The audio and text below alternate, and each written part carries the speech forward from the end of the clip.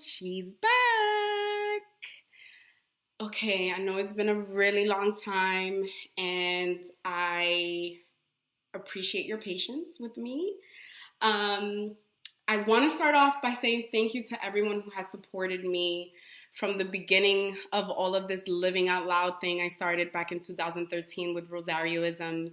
I literally just started a random blurb just to kind of get myself through some really difficult times.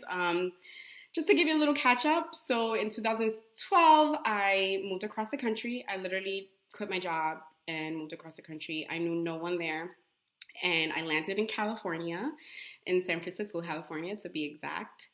And, I was really excited and really brave. And then when I got there, I was not so brave and I was not as comfortable. And so I needed something to get me through some hard times. So I started just writing these little blurbs to myself just to kind of get me like going in the morning and something to pick me up and remind me how awesome I can be, although I didn't feel like that at that moment. And there was the ReLAYshons. They were born, and I just started sharing it with you guys. I started writing it, I started posting it everywhere. Then that kind of evolved into the little video blurbs, which a great friend Karen, shout out to my friend Karen, she's amazing. She basically was like, you know what, Melissa, you should just do some videos and read it to people. I think, your character and who you are, and it would shine through. So just, do it on video. And so I was super scared about doing that. So but I did it, and it was really cool, and everyone enjoyed it. So thank you so much for the support on that. And then that kind of had to end and transition, and so I started the This True podcast with my amazing sister friend, confidant, my beautiful, beautiful, beautiful person, Adrienne. She was amazing. I miss you so much. And This True will be coming back. We're gonna do amazing, beautiful content in the future. But we had to kind of hold this down because I was led to come back to you with my new podcast, which is currently titled Relations. And the premise of this podcast is about relations and our relations with the things of this world, be it other humans, places, things, and our own experiences with them. How do we navigate, or how does this navigate us to connect with ourselves? Whether it's to obtain a better understanding of who we are, learning more about power and our worth, and growing through the different transitions and evolution of our purpose. However you connect to you, this is what this is about. And so, this episode, I'm facing my relationship with life after death. Sadly, life doesn't stop. We are going to lose people. And, that's the one guarantee thing of life, right? You're born and you know that you're going to die. But for some reason, the society doesn't do a good job in teaching us how to cope with it, how to accept it, how to come to peace with the reality of what it's going to be. And so today is a really special day. Today is my mom's, it would have been her 56th birthday. She passed away on January 31st earlier this year. She was diagnosed with a condition called pulmonary fibrosis. Basically, it's a lung condition where you get lesions and burn lesions in your lungs. She was diagnosed in June of last year.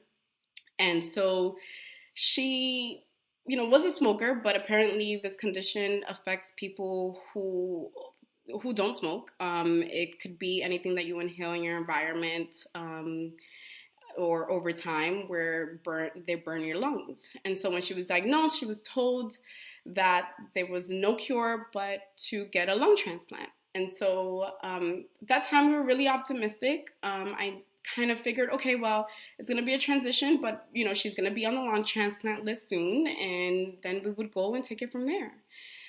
But, as time went on, there's, you guys, the healthcare system in New York City, no, in this country, the United States of freaking America, is unlike any other.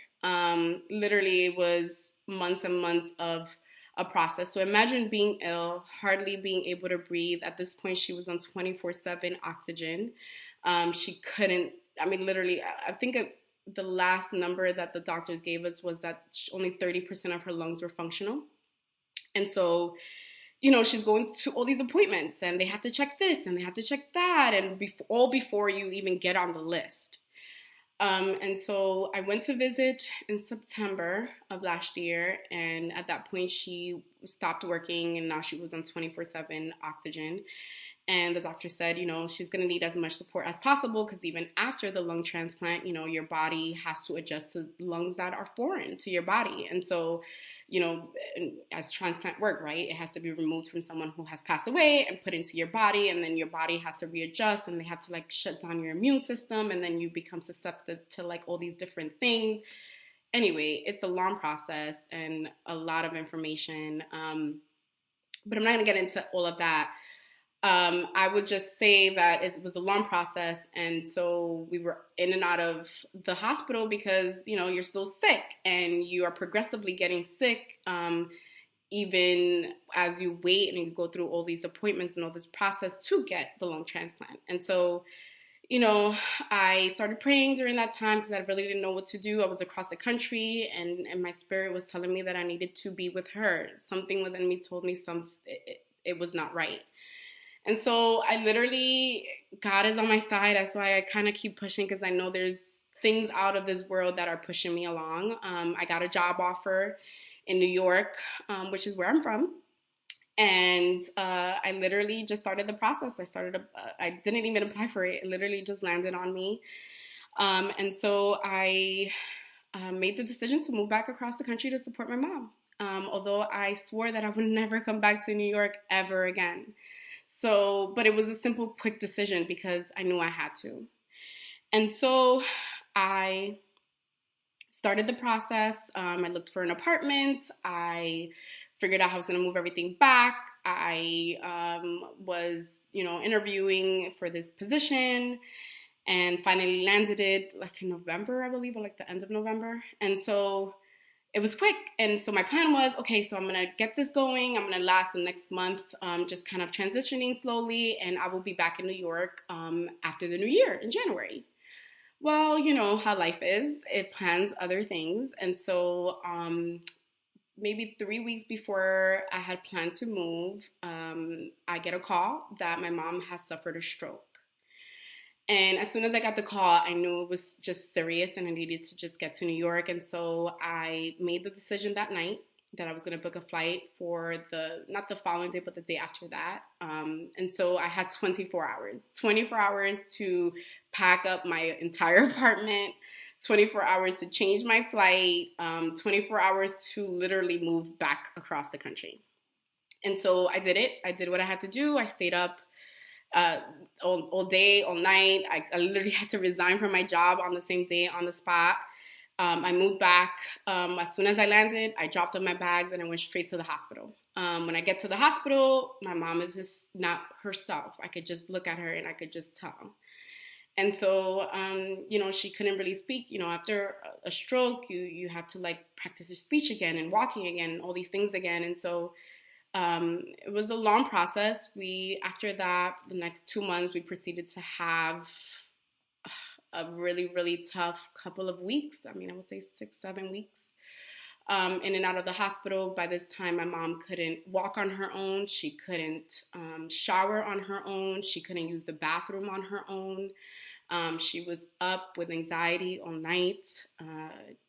She just couldn't do anything on her own, and I could see her deteriorating and her spirit deteriorating, and I would look at her and I would just see the fear in her eyes. And I don't know if anyone has experienced looking at your parents, right? Like your parent is your hero. It's like the person you look for to like give you that fearlessness. And I looked at her and I just saw fear. And so I just would pray for her and I would pray with her and I would ask her, like, Mom, don't be afraid. Like, God has you, just pray to him. Don't disconnect from him, because I could tell she was kind of running away from it. And although I didn't want her to run towards, the transition, I also wanted to make sure that she knew that running from God wasn't going to be the answer. And so after going back and forth from hospitals, I mean, at one point she had like a seizure. We thought we were going to lose her. She literally like passed out in the middle of the night. Had to rush to the emergency room. That happens like every other week for a little bit. And so finally, the last time that she was admitted into the emergency room, it was for good. She was there for maybe 2.5 weeks. And it was just consistently declining. I ended up calling her lung transplant people because for some reason they just kept ignoring me and the doctors weren't really giving me much information.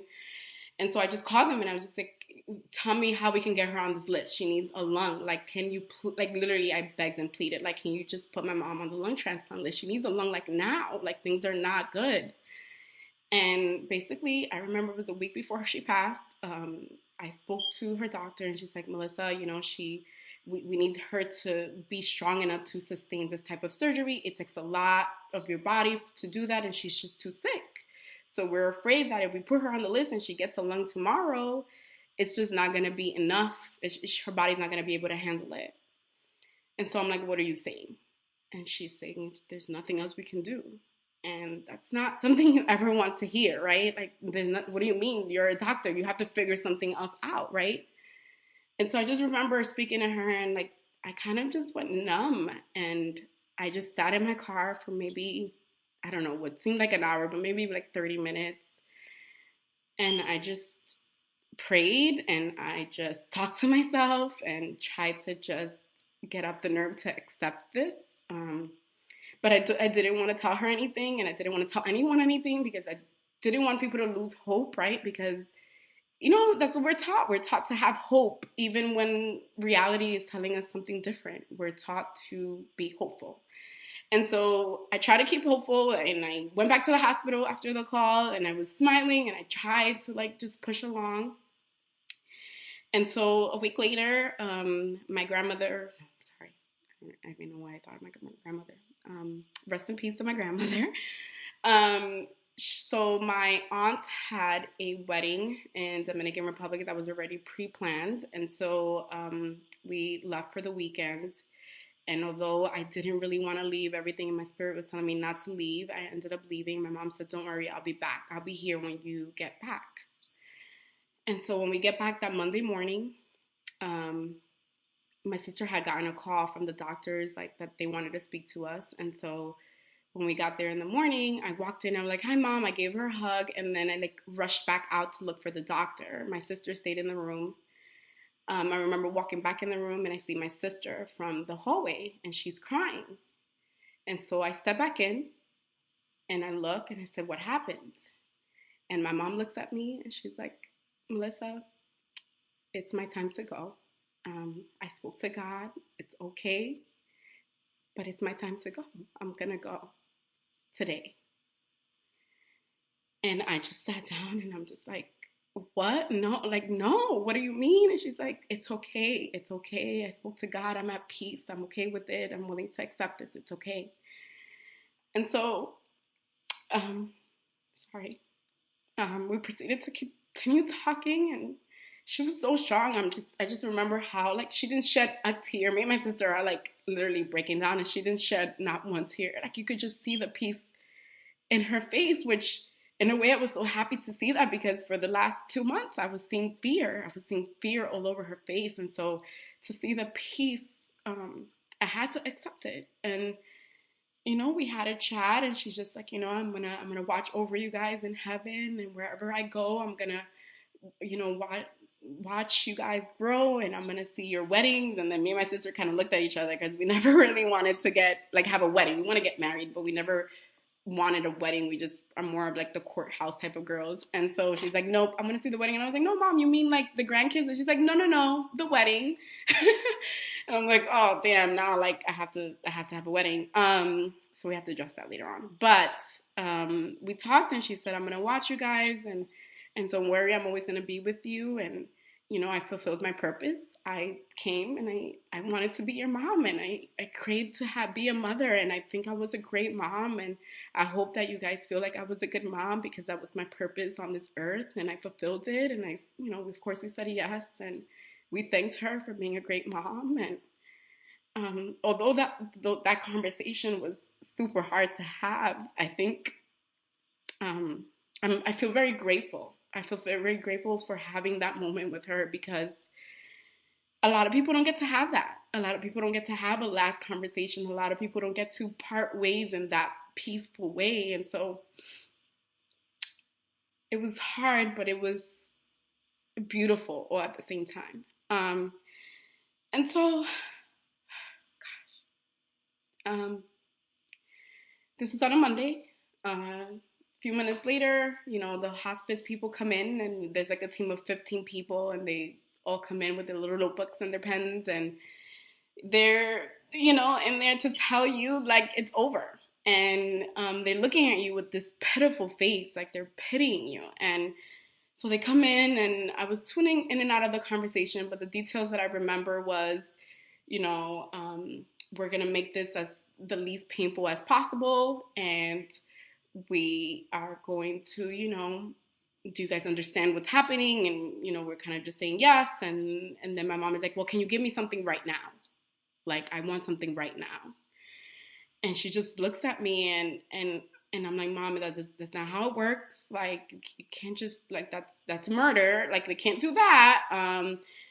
And so I could tell she was just in a lot of pain and exhaustion. She's like, I'm just tired. I'm just really tired. And I could tell she was just tired of fighting. She's been fighting longer than the 6 months that she was diagnosed. My mom has been fighting for a really long time. I really believe that she was sick for a really, really long time before she got to the space that we were in. And so fast forward, we go through the process, we sign the paperwork, and they start the medication that afternoon. And then on Wednesday evening, I was called back into the room while I was on a work call. Can you believe I was still working? Like, I'm so embarrassed to even say that. Like, I don't know. I don't know if it was part of me was just trying to stay distracted or what, but I was still working. And so I was in the patient room working, and her best friend is like, Melissa, you have to come in the room right now. Like, things are not good. And so I complete the work call, and I go back in the room, and thank God my sister comes back in around the same time, and she looks over and she just starts taking her last breaths. And I'm sure there's people out there that have experienced watching someone take their last breaths, but there is nothing like that. Like, there's no way you could ever be the same after something like that. And then watching the most important person in your life take their last breath, like the person I'm rooted from. It's the person that created me. I lived in her body for 9 months. And so for me to watch her take her last breaths, and as I felt like I was taking my own last breaths, it was beautiful, yet a tragedy all at once. And so she left peacefully. We were all there. Thankfully, one of our neighbors who's actually in stage 4 cancer right now, and was at that time, came in, and she like sang these gospel songs as my mom took her last breaths. And there was a moment that she was like staring up in the air as if she was like looking at something. I know it's very descriptive, but I think it's vital to share. Um, and so after she took her last breaths, I just felt a part of me leave with her. I literally felt a part of me leave with her. But I continued breathing. And so I have to unpack that, right? The stupid word again, unpacking. I hate the phrase unpacking, but I guess it's like the best way to describe what it is that we do. Um, and so I needed to unpack what's life after death, right? Like, now the person who I came from, the person I'm rooted from, is no longer here. And it just made me really like address a lot of things about myself. And I've come to realize I had a very unhealthy emotional dependency on my mom. My mom was more than my mom. I spoke to my mom every day, sometimes twice a day. And I just rooted everything about me in her. All of my motivation, my drive, my plans, my dreams were surrounded around her. And so what do you do? What do you do with that when the person that you rooted all of who you are in is no longer present on this earth? Like, what do you do? And so I don't know the 100% of that answer yet, but I am discovering a lot of things. I'm discovering who I am again. I'm discovering how to find that unconditional love and support that she was giving me within myself. although parts of me just want to hold on to it, to something tangible on this earth, I know it cannot come from anywhere but me. Um, I'm learning that my dreams and my aspirations are not based on one person or one thing, but it's ongoing and developing. And I'm finally able to see a little bit of light, or maybe I shouldn't call it light. I should say I could see a door sort of like a jarring where I can start to develop what this means to me. And what the new relationship with my mom is going to be. I must admit, I haven't accepted that I have to build a new relationship with her. In order for me to do that, I had to accept that she's no longer here, and I'm not 100% there yet. But I know that once I get there, I'll be able to connect with her. And actually, in the last couple of days, I don't know if it's because her birthday is today or then it was like coming, but like I've been smelling her. I know it's weird, but I've been like smelling her. Like every time I open my purse, I smell her. I walked in the bathroom in her house where my sister still lives, and I smelled her again. And I don't know. I think that's like maybe a way of her just telling me that she's still here, and I could still find her in different ways and in different forms. But I need to like learn what that means and what that looks like. And so I think in this process, as I start to be vulnerable and heal, I'm starting to just dig into myself and what that looks like. I'm also getting help. I'm seeing a therapist once a week, which I know that's frowned upon and not accepted, but I think everyone deserves a therapist, especially if they're introverts like me. Like, I don't really speak about my emotions. I don't really address vulnerability. I don't talk about things with people that I know in my surroundings. And so it's so important to set a time to talk to a stranger about these things, quote unquote, you're unpacking.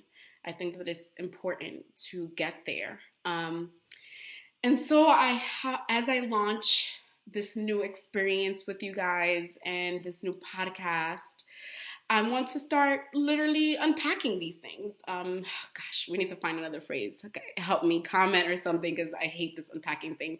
But really dissecting how these experiences with the people and the places and the things that we go through on this earth, how this could involve within ourselves, because then it would all make sense, right? We can't just be going through all these things that feel so deeply, intensely in our spirit for no reason. There has to be an outcome for it. There has to be a lesson. There has to be something that you can grow from, something that connects you back to yourself, to your source, to your purpose. It needs to be rooted in something, just like we were rooted in our parents and how we were rooted on this earth and how we're rooted in God or Allah or whoever you believe in. There has to be a source. So wherever that source is, we need to connect. And I think that a level of connection is matching energy, right? Whatever you put out, you will receive. It's a human experience, right?